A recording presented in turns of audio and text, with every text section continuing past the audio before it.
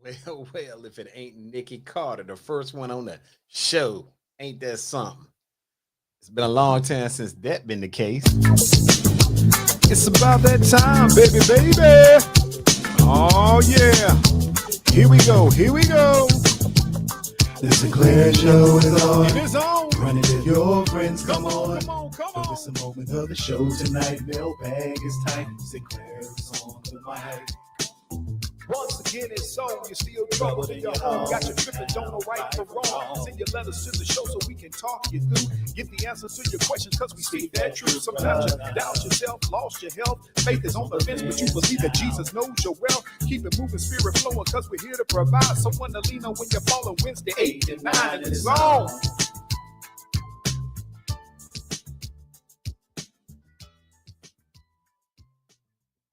Once again, it's on. You're listening to the only morning show at night, people. That's right. It is the Sinclair Show coming to you live and direct in the evening time. First, I want to thank all of you all who continue to send your mailbag questions, comments, whatever it is on your mind to sinclairtalk@outlook.com. I'm going to continue to address as many as possible each night that I'm on the air to reach you because you are the valued listener. What does that mean? That means if it wasn't for you, I could be somewhere right now getting some rest, but I'm not because the things going on in my life and your life are important. We right here tonight, about to get it in. Tonight, we're going to talk about something good. Well, I ain't going to say it's good, but it's good and informative. And first, let me go ahead and just congratulate Nikki Carter because she was the first one on the show tonight. And that is almost remarkable because, you know, Nikki been rocking with us for years, probably 5, 6, 7 years, whatever the number has been. But she ain't never the first to get on nothing. She always normally lagging behind. But tonight we want to give her proverbial flowers since she happened to get on the show first tonight, or she's the first one to pop up on Facebook. And that reminds me, let me go ahead and tell you all, for those of you who keep saying that I'm not giving you your shout outs, if you are on a platform and it is not Facebook, then I won't receive your comments and things until later, because when I stream out, I'm not streaming out from any particular social media platform. I use a third-party software that allows me to stream out to all of these different areas at the same time. So now that you know, you could grow, you could get out your feelings. Everything is everything. All right. But again, we giving Nikki Carter a shout out tonight. Let her be what she is tonight. She is the number one person popping in on the show. So Nikki Carter, there it is. I said something good about you. We ain't got to fight tonight. How about that? But speaking of fighting and all the foolishness going on, as the monologue said, tonight's show, we're going to talk about something. Nikki Carter, you ain't got to go out there and be putting your own roses up and all that. See, I done gave you your shout out. Yeah, let me show y'all what Nikki did. She going to do that. Really? Unnecessary. Just totally unnecessary. But we going to let her slide, because I guess when you've been coming in last for so long, coming in first probably do feel good. Tanya Matthews, what's going on? Glad to see you tonight. Yeah, that right there. But once again, hey, and I want to send a shout out to my homie, Mr. Ronnie. Mr. Ronnie, what's going on? Hey, look here, Ronnie, my homeboy.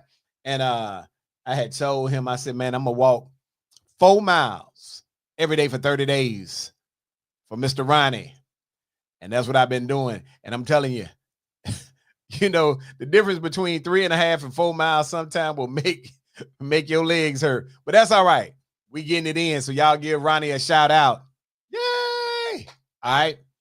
But listen, people, several of you all popped into the social media, to the DM, and into the email, and you all had questions or comments, and y'all been talking about some of the foolishness going on, or perceived, I might add, depending on what side of the tracks you on, foolery that's going on in the government. And some of the things that have been going on have been impacting many of you If you work for the federal government, there has been a lot of confusion, to say the least. So first and foremost, I want to send a shout out to, oh yeah, there go my mama. Hey, mama, what's going on, mama? Yeah, that right there. But there has been some things going on, and many good people are in the midst of trying to figure out what's going with them, with their life, with their finances, with their career paths, because there's, since January the 20th, just been a lot of stuff going on. Now, Nikki Carter said there'd been some foolishness. Now, let me go ahead and be clear and fair. As I said to you all, prior to the election, there were two candidates running for office, and both of them told you their personal perspective, their political ideology, if you will, and pretty much told you, if you elect me, this is what I'm going to do if and when I get in office.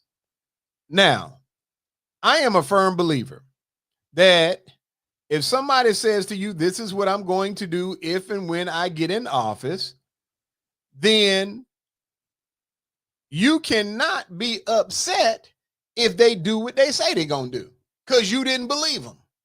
All right. James Key, what's going on? Glad to see you out there. And so we're dealing with the aftermath of a person keeping their word to what they said that they would do. That's a little bit difficult to process for some people, but not for I. Just because somebody's keeping their word doesn't mean that you have to like it, but you do have to understand that this was foretold. But it doesn't make it any easier for those who are already feeling the impact of some of what many believe to be ridiculous things going on. And so many of you reached out to me and you were asking me my opinion about, oh, y'all, there go y'all boy, Jay Dizzle, what it is, what it do. Nikki Carter said they weren't listening. They heard what they wanted to hear. Absolutely. Oh, y'all, there she go right there. They call her Gwendolyn Lady Elegance Pritchett. She back in the Rocket City. Man, I'm going to Rocket City. Anybody want to go to Rocket City with me? We're going to take a trip to Rocket City, Alabama.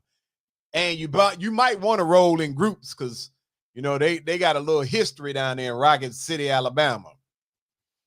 But back to the game plan. And so as you all begin to ask me questions about what was my perspective, it has touched some who work in the Department of Defense. It has touched many of you who are veterans, such as myself. It has touched and impacted many of you who are in education, who are in support programs. I understand it. But the one program that was asked the most about, and I think it's because I got some seasoned people that listen to the show, was about Social Security. And I will willfully admit that there was some information that I had bits and pieces of, but I had to do my due diligence because I didn't want to just come on the show and give you, Uncle Sinclair's opinion.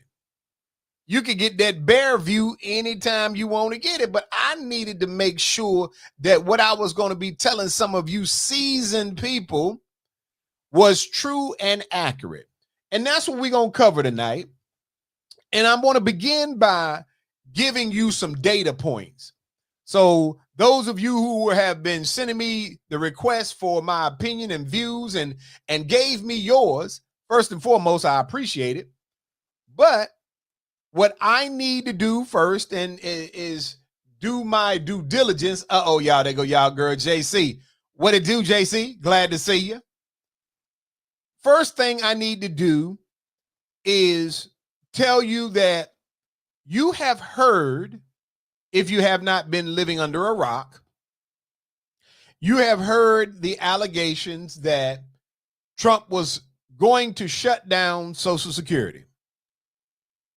First and foremost, let me begin tonight's show by telling you, not only is Donald Trump not going to shut down Social Security, but also that the president of the United States does not have the authority to shut down Social Security. So he himself will not be shutting down Social Security. I'm going to give you some information. You can jot down notes if you want to, so you can peruse on the internet, so you can peruse through the library and get this information for yourself. But I need for you to get off the show tonight with at least a level of clarity. First and foremost, the president of the United States cannot unilaterally, meaning by himself, shut down Social Security due to several legal and constitutional constraints. Well, what does that mean, Sinclair? That means in order to do something, the president has a lot of power. That's what y'all need to consider when you be voting for people. Part of those powers says that he can make an executive order over certain things. But there are things that he cannot, and it would require not only Congress, but it would also require Congress and a majority vote. All right? So I want y'all to follow me. Nikki said that doesn't mean he won't try to do something squirrely. First of all, Nikki, I done gave you props tonight. Don't come up here with this tomfoolery tonight now. All right? So the Social Security is a law. For those of you who did not know, it is a law that was passed by Congress. The Social Security was established through the Social Security Act of 1935, which was passed by Congress and signed into law by President Franklin D. Roosevelt. Under the U.S. Constitution, Article 1, Section 8, only Congress has the power to legislate and determine federal spending. The president cannot, I repeat, cannot override, repeal, or defund an existing law without congressional approval. All right? Now, understand what that means. That means that he would need greater than a majority vote, meaning it could not be accomplished based on party lines because of the amount of votes needed. Now, funding is mandatory, not discretionary. What does that mean? Social Security is a mandatory spending program, meaning it is funded in automatically and does not require annual approval from Congress. The program is funded through FICA payroll taxes. All y'all that been working for your whole lives, for those of you who have worked, look here. Some of y'all ain't working. I ain't even gonna call no names. I spoke to a wonderful person yesterday, and they reminded me that about 100 times that they are retired and they don't work. And I'm not knocking it, but I'm just saying. So the FICA payroll taxes, which are collected separately from general government revenue, because it is not part of the discretionary budget, the president cannot withhold or stop Social Security payments. Nikki Carter said he can place people on leave and disrupt the essential functionality of the agency. Nikki Carter, listen to what I'm about to say to you. Prior to the end of the show, I'm going to give you all the opportunity to voice whatever thoughts you have. But between now and then, if you write down your thoughts and research them before you get to blurting them out. How about that? Fair deal? The president cannot redirect Social Security funds. The Federal Insurance Contribution Act, or FICA, legally requires that payroll taxes be used only for Social Security and Medicare. The FIC Act requires that payroll taxes be used only for Social Security and Medicare. The Social Security Trust Fund, and we're going to talk about that in a few minutes, holds the funds and is managed independently of the federal budget. The Anti-Deficiency Act prevents executive officials from spending money in ways that Congress has not authorized. Let's flip this. What have we learned in the first few minutes? First and foremost, the president cannot shut down Social Security. In order for him to do anything with Social Security, it would take a majority vote and what some would call a supermajority, because it would require not just to cross party lines. There are acts that require, and for those of you who are my Republican compadres, let me also begin by saying this to you, because there is some misinformation that that comes out. Part of that misinformation is that the federal government is running out of money because it is being spent in all kind of wild ways. To all my Republican counterparts, it is not. The only thing that Social Security is spent on is Social Security payments and Medicare. All right? For those Republicans, for those who may be Democrats, for those who may have a mindset of unknowing and just grabbing information that they hear someone spurt out, let me clear up another point. Social Security is not funded in any form or fashion by the federal government. There is no part of any other aspect of the federal government, none of the deficit that you keep hearing about has anything at all to do with Social Security.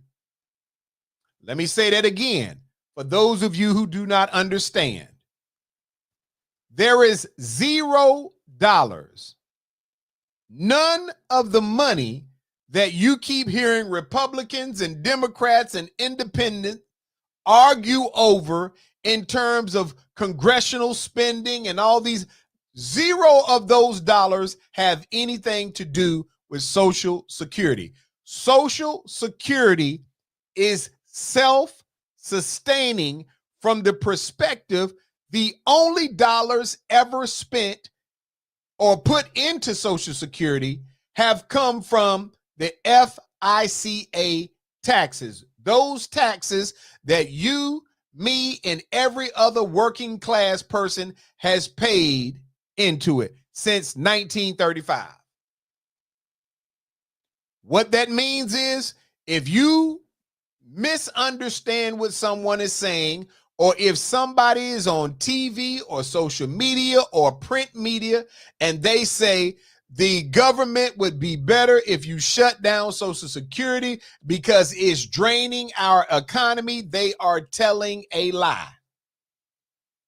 And I don't care if the person saying it is a Republican, a Democrat, an independent, the president. I don't care if it's your grandmama.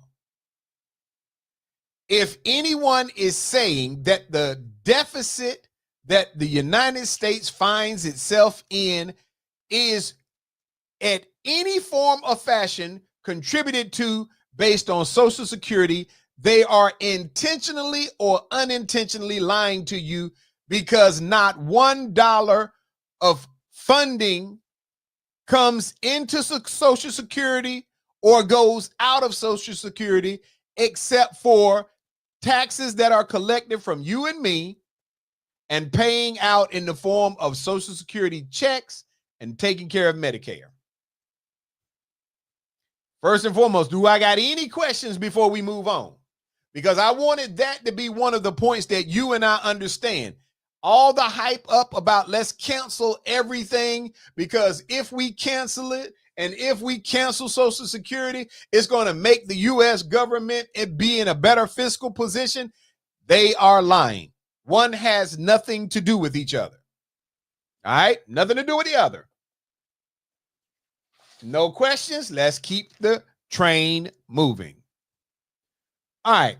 So, separation of powers prevent executive overreach. There is something called separation of power. The separation of powers outlined in the U.S. Constitution ensures that no single branch can unilaterally alter laws. The president's role is to enforce laws, not to create or dismantle them. Any attempt to shut down Social Security without congressional action would face immediate legal challenges in the federal courts. Meaning, because the Constitution is the law of the land, it doesn't matter if you have somebody who is up there saying, I'd like to do this.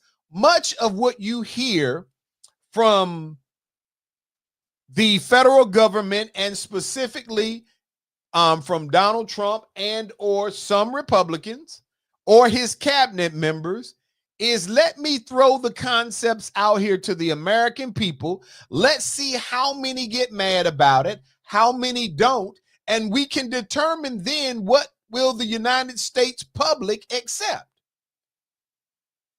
And so they're doing polls, they're throwing stuff out there. They're even trying to determine how much knowledge do we have. So I say to you, if you want to know facts versus somebody's opinion versus a blatant lie, you're going to have to do some research for yourself. All right.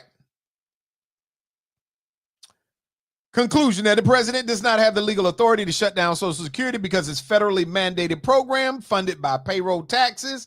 Any changes require congressional actions. Attempt to bypass Congress would be a legal and constitutional crisis. Now, let's talk about, so you're more educated on this part.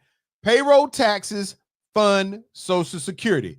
Social Security is primarily funded, and when I say primarily, because 90% of it is paid for through your Social Security is paid for through payroll taxes. And some of y'all gonna say, well, what about the other 10%? Give me a second and I'll share it with you. But Social Security is primarily funded through the Federal Insurance Contribution Act. Employees and employers each contribute 6.2% of the wages for a total of 12.4% up to a certain wage limit. What is that wage limit? As of 2024, it was 12.4% of $168,600. So it contributes, you pay 6.2%. Your organization pays 6.2% in taxes from your earned wages for a total of 12.4%. And that amount is taxed all the way up to $168,600 of your income. That is the max that they can. Self-employed individuals pay the full 12.4% under the Self-Employed Contributions Act, or SECA.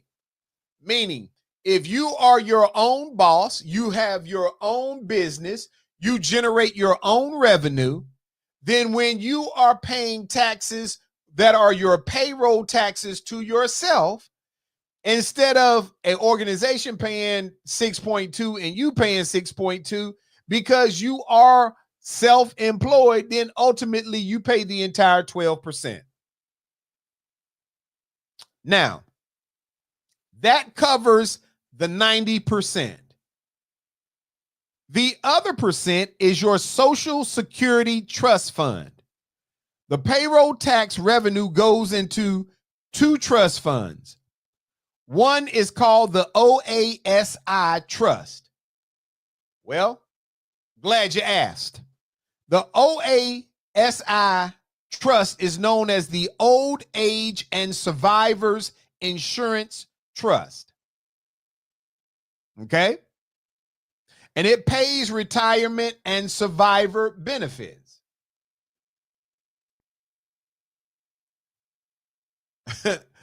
JC says she gonna wait till she's 65 to make a comment.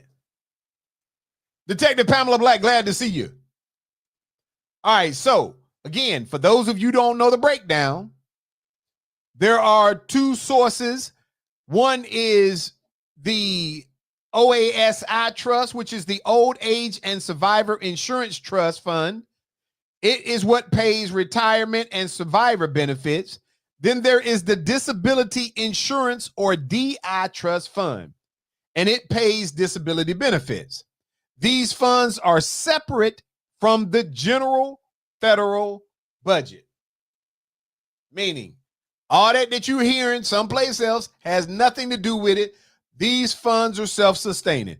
The government does not directly fund it. Since Social Security is self-funded, it is not dependent on congressional appropriations like other programs. What does that mean? It means because it is self-funded, meaning you and I and every other working American pays into it from our earned wages, and that money has been since 1935, it has been put into these accounts. Because the government does not fund it, it is separate from the government, and the government cannot use it to pay other bills, which is part of the reason, or it is the alleged reason why Donald Trump and some other alleged wealthy people would like to dismantle it and be able to manipulate and manage those funds as they see fit. Well, would you really want somebody that done filed bankruptcy 4 or 5 times to be managing your money? Probably not. I digress. Surplus and interest earnings. If Social Security collects more than it pays out, the surplus is invested into the U.S. Treasury bond. These bonds earn interest and help to sustain the program. Let me say that again. When you pay into Social Security, Social Security will take in money on one hand, it will pay out money on the other. Just like you do. You earn your check. When you bring your check to your bank account, you're going to sit down. Some of you who pay your bills will sit down and write your check, so you will get online, and as fast as your money, your paycheck comes in, you then transfer money to the places that you owe. If you have more money in your account that comes in than goes out, it is considered to be a surplus. Now, y'all take that surplus and buy bags and clothes and shoes and have parties and do whatever you want to do, and that's your business. You earned it, do whatever you want to do with it. Now, the bonds earn interest. When there is more money that goes in than comes out, that surplus money is in an account and it draws interest. And the interest from that money is what keeps the program going longer and longer. Now, for those of you who think Social Security should not be touched or adjusted or tweaked, I've got news for you. At the time in 1935, when this Social Security Act was put in place, you had more people working than were retired. And so for years, that was the case. But now we have reached a plateau where it is estimated by 2035 that the amount of funds coming in will only equal 80% of what is going out. Why? Because you got the baby boomers, people are living longer. You have a lot of factors that go into it. wherein for so many years you had Americans that were out here working hard and doing everything. Now those people who worked hard from 35, 45, 55, 65, 75, 85, all of those years are of retirement age. Chickens done come home to roost. And you have to understand the business mindset of this. When the act first started, people were collecting small checks, but they were being paid who were in the early stages of that program who had not necessarily paid money into it. It caught up with it. There was a balance. Everything was lovely, great. But there will come a point without some changes to Social Security where it will only be able to pay 80% of its debts. So if you are Democratic, Independent, Republican, and you are anti them do anything with Social Security, you are going to, at some point in the year 2035, in the next 10 years, unless there is some tweaks and changes, you are going to see that the value of Social Security is not the same. All right?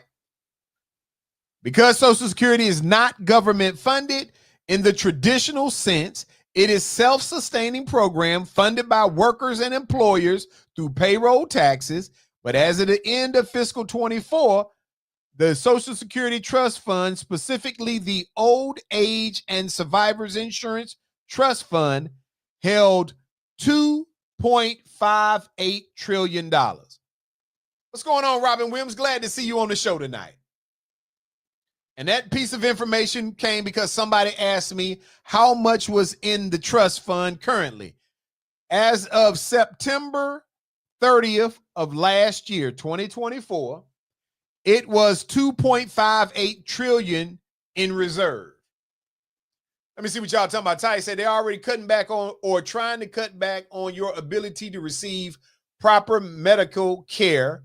If they are successful with that, more people will die. The payout will reduce. All right.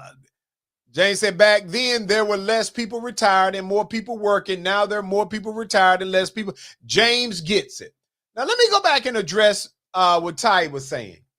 She said there are already cuts. They're already cutting back or trying to cut back your ability to receive proper medical care. Let me begin by saying this to you, Ty. Me being a business person, an executive in business, the bottom line will always be the bottom line. When you have a certain amount of revenue, hold on for a second. Annie Moore, what's going on? Glad to see you. So Ty, and I'm telling the rest of you this because Ty's perspective is not wrong. It's the way many Americans feel, but there are some components you must understand. Me being a vice president, when I look at information, I am looking at information from current. I've got a short-term progress and a long-term progress. I cannot ignore information that tells me that in the next 10 years, if I don't make some changes, either add more in, adjust my spending, that the organization that counts on me to understand these things and to either generate more revenue or cut waste or make a tough decision and cut some programs or some things that may not be financially viable. If you want to sustain it, you're going to have to make some choices. And I'm saying this because I don't want you all to leave here thinking that everything that Donald Trump or Republicans are talking about is going to be negative. Some of it is you got to do what you got to do. And Ty, if I'm saying to you tonight that I've reviewed the numbers, I've reviewed the estimates, you all can do it too. It is no way at the current pace that Social Security can sustain itself at the same level, because you have more baby boomers, you have more people that were between 1940 and let me clear up something else. When y'all hear them saying, oh, y'all, they've been paying out people who are 200 years old, that's a lie. The computers won't allow it. There's a certain point when your Social Security would stop just based on a numerical age bracket. But flipping it back over to what Ty was talking about, Ty, you cannot, it is impossible. You cannot sustain Social Security without making some adjustments. And I'm saying this to you because only a fool would look at, and I'm not calling you one, so let me say that, because a lot of people don't deal with enough corporate level information to be able to process it if you've never been exposed to it. I'm simply telling you, when the numbers say, and let me give you all a formula that might help you. If you want to be able to process it, go out and go to Google or any of the social media platforms, well, Google or any of the internet search platforms, and I want you to begin by saying how many Americans are of the age of 90, between 65 and 90. All right. Use just that window, 65 and 90. Take that numerical number, and if you can estimate that the average person, and I'm saying average because it can fluctuate based on how much an individual paid in, but let's say that average individual gets a check for $1,200 a month, $1,500, whatever it may be. Put it, to be safe, just put it at $1,500. All right. Multiply however many Americans it is between the age of 65 and 90 times $1,500 a month. That's going to give you one number. Multiply that times 12. That will tell you how much on average is paid out in Social Security benefits. Then research a number and ask it, how many people are currently enrolled in Medicare or Medicaid? Take that number and multiply it with the average payout is. Combine those two numbers, multiply them times 12. That will tell you the average expenses that the U.S. government and the Social Security funds pay out. Now multiply that, and mind you, right now it says it stands at 2.5 trillion in reserve. That reserve is the other side of what you do. And I want to be fair to this. Hold on, let me see what JC said. JC said, I don't know the actual facts or statistics, but I feel like more people are working today versus back then. We no longer live in a world where you can live off Social Security alone. Okay, JC, let me respond to that right quick. There are more people working today than in 1935, but there are people from 1935 until whatever the time period is now who fall into a bracket of retirement. And remember, when we first started collecting, there were people who fit the age bracket who had not paid into it prior to, because it did not exist. So that means for some years, people were receiving benefits who had not paid into it. That's just the way it works out. So now I'll give you another example.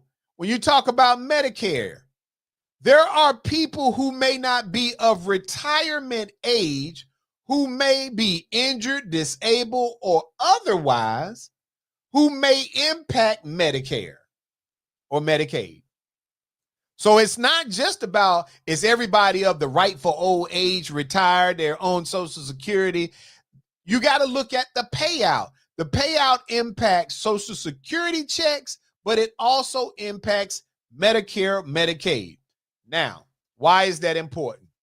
Ty said, oh, I believe you. I'm just saying they're going to find other ways to reduce the something population. Correction, they will find other ways to reduce the elder population. I agree. James said we never did. All right, so reducing the elder population, they not going on no killing spree. So I don't want y'all talking about, I was watching the Sinclair show and somebody up there said they're going on a killing spree. That's not what I'm talking about. What I am talking about is when you have a source of revenue that comes in, that source, you then look at what your expenditures are. Now, let me say this. Some of y'all should have thought about that in the 60s and 70s and early 80s when y'all was out here dropping 8, 9, 10 kids. Not all your kids was winners. Some of them was just treading water. The cost of, now, in fairness to what Ty was saying, the cost of medical care has gone up. And that is a USA problem. Why do I say that? Because if a great amount of expense of Medicare and Medicaid comes from what are they able to be billed, how is the money processed? Let's be honest. When people know that they are sending an invoice to the government, they like to boost it up. If somebody takes an ambulance ride from their house to the hospital, it could be, depending on how long the ride is and what was their medical condition, it could be anywhere from $300 to almost $20,000, depending on what they had to do to you. You get to the hospital, the medical expenses are exacerbated, and there are a lot of people who don't have traditional insurance. So I am saying to you, you cannot assume that, oh, everything's going to be great forever.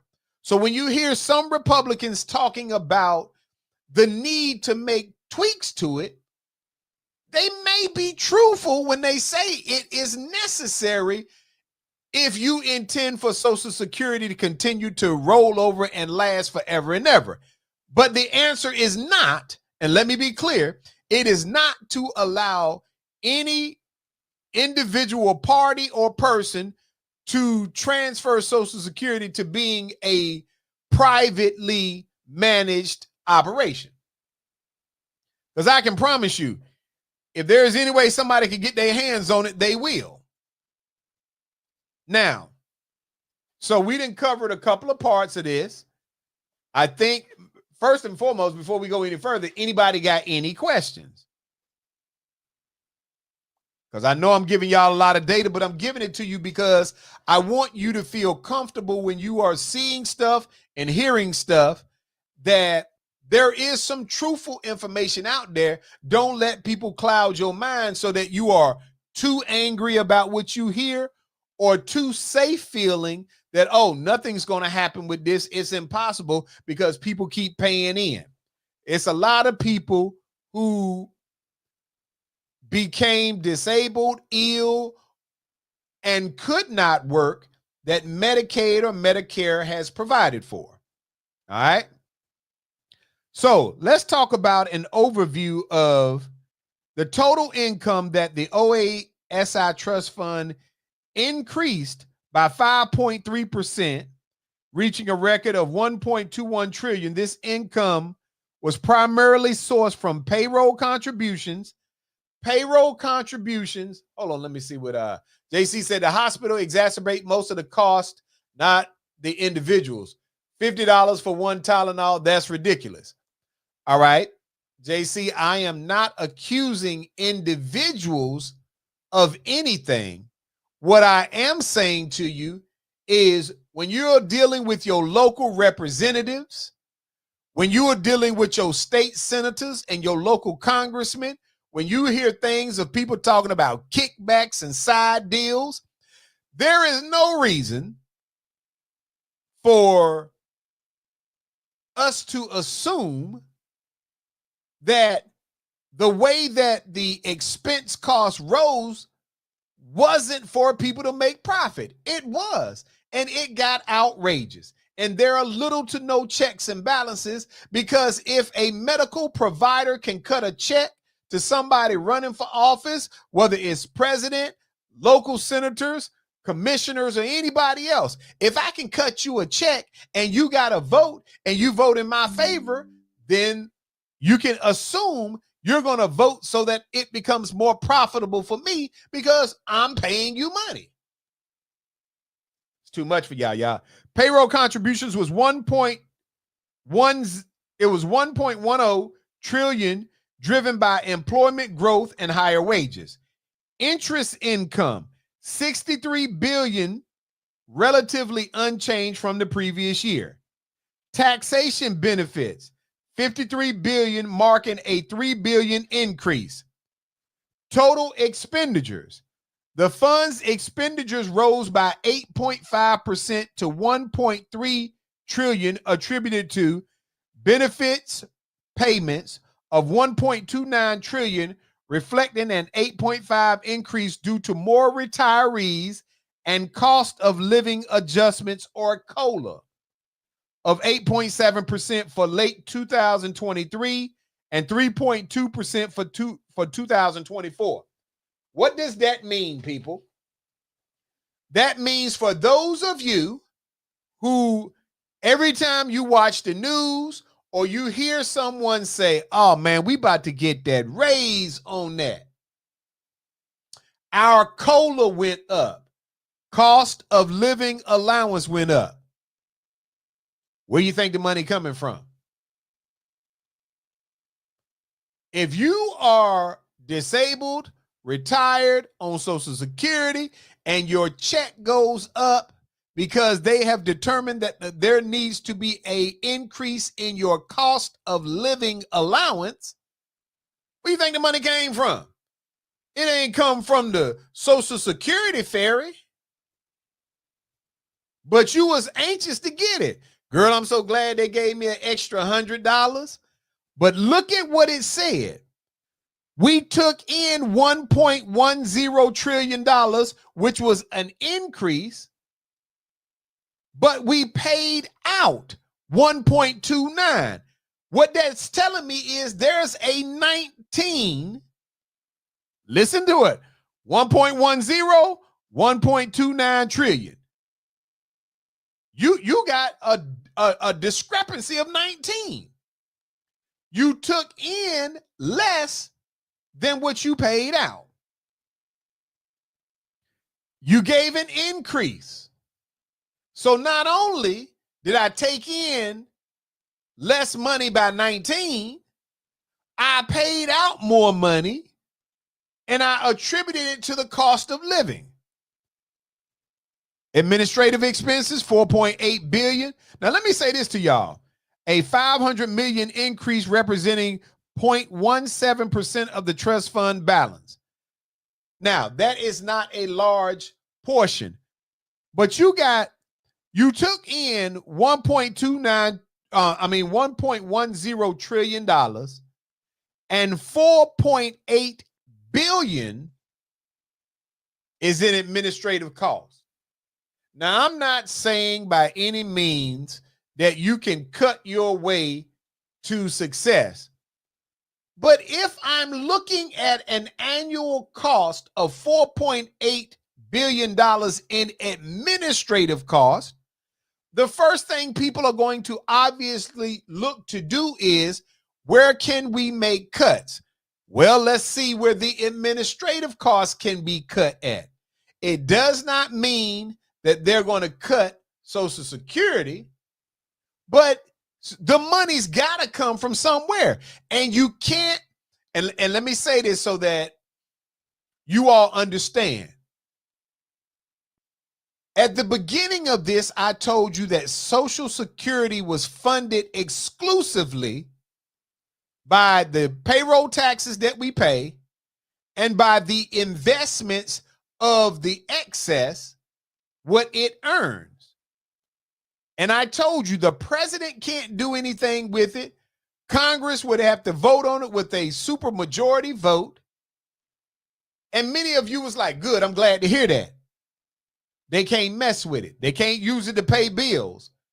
Great. But they also can't add into it.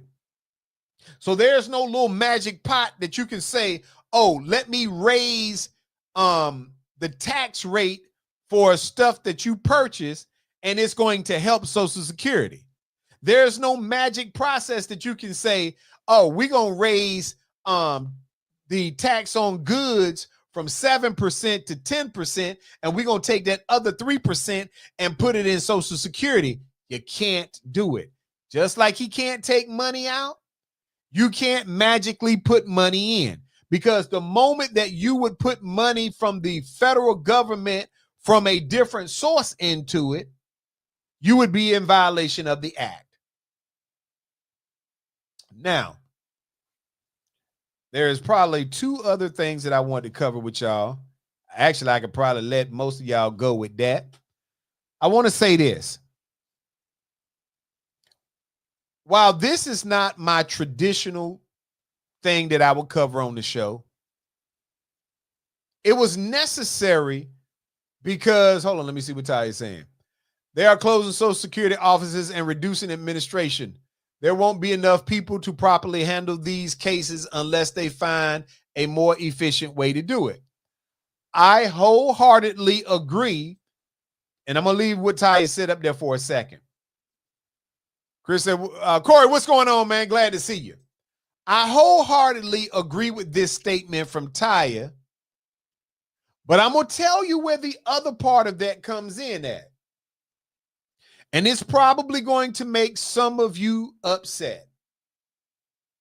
The reason why we have $4.8 billion annually spent on administrative cost is because many people are not technically savvy with using a computer.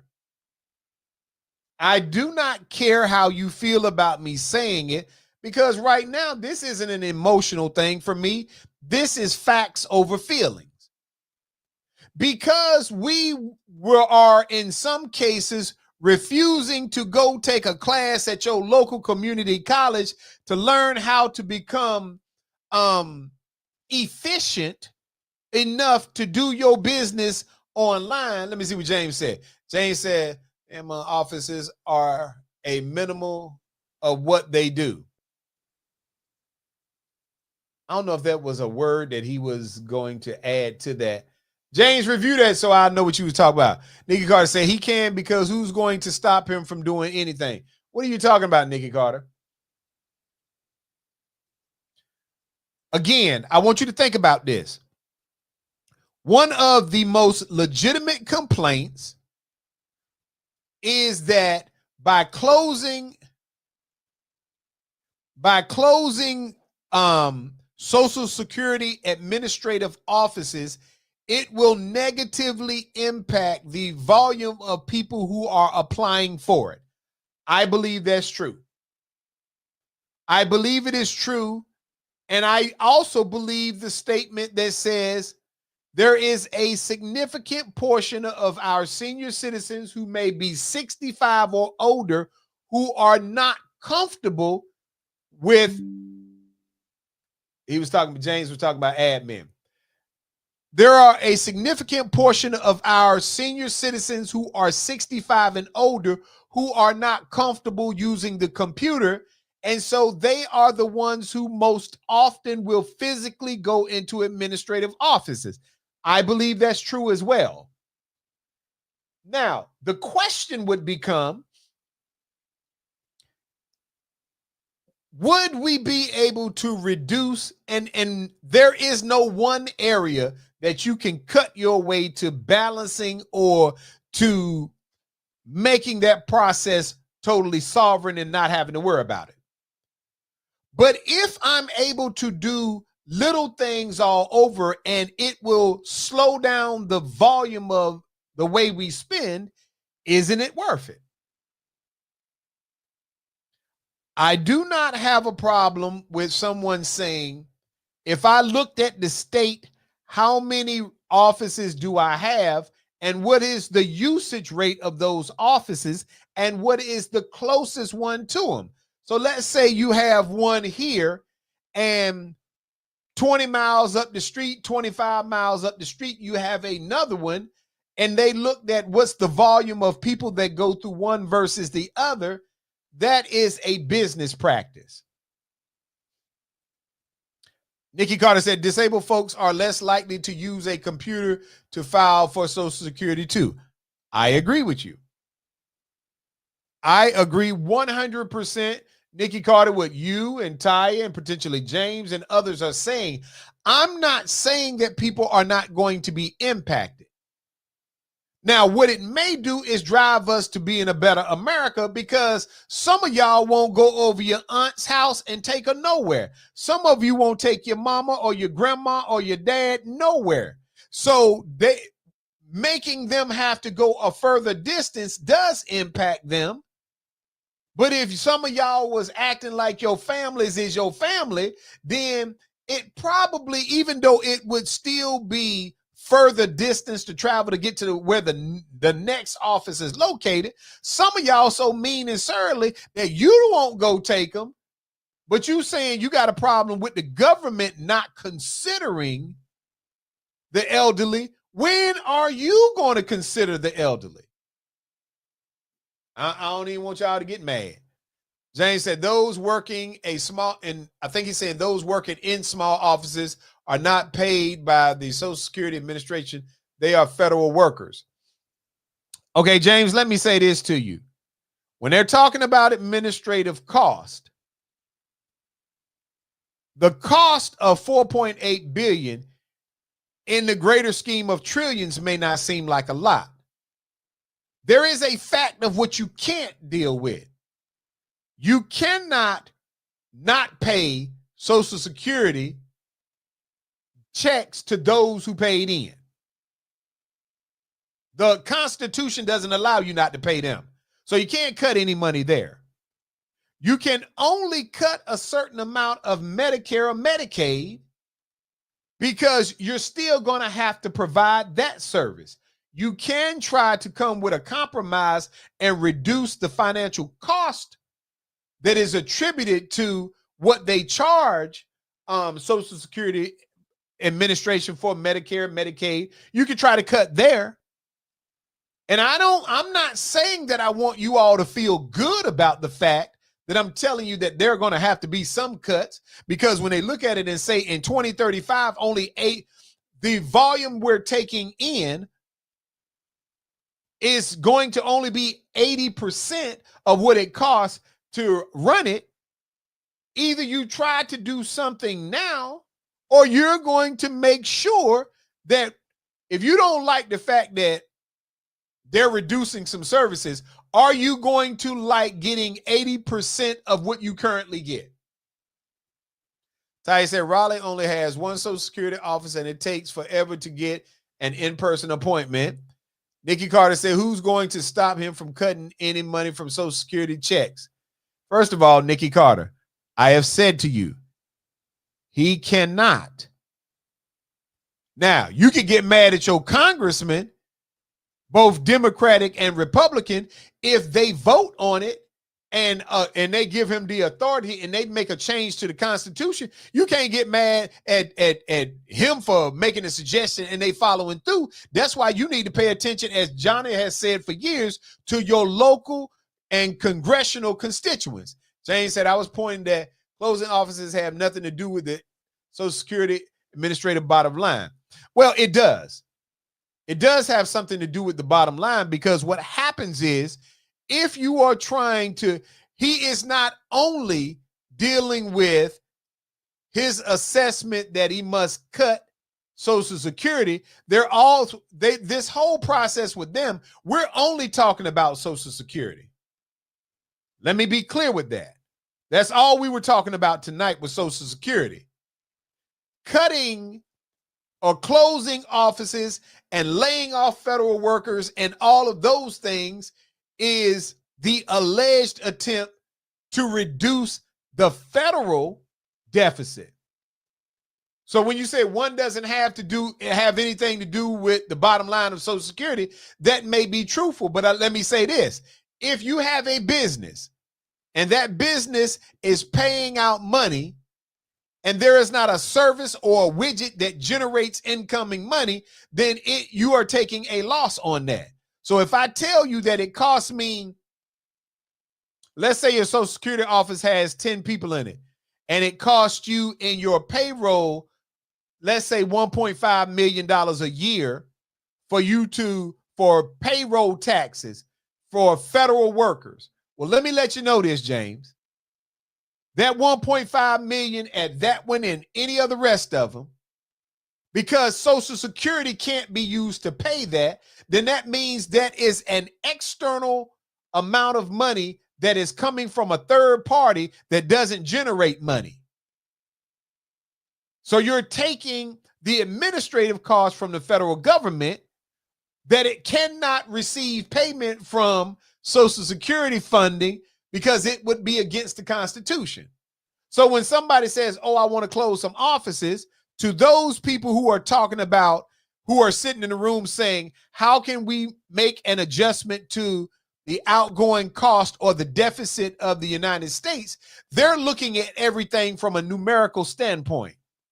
The first thing you're going to want to cut if you're looking at the federal government is, let me cut programs that do not generate revenue. That is a business practice. That is not a Donald Trump. He ain't even good at it. But it is a business practice right now. If I go to work tomorrow, when I have a meeting, I got to look at what are my expenses.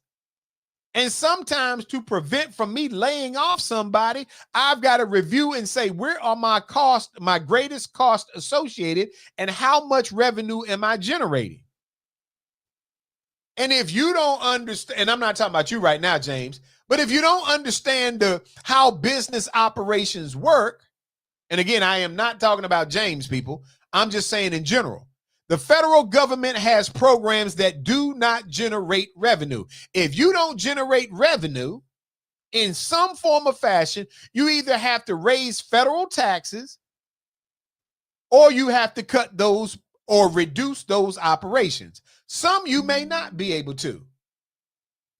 But don't get it twisted into thinking that every time somebody says we've got to cut or make tweaks that they're wrong, because any of you who are out there in business, matter of fact, you ain't even got to know anything about business. And I got to get up off here. It's after 9 o'clock. If you don't even want to factor in business, look at your own house.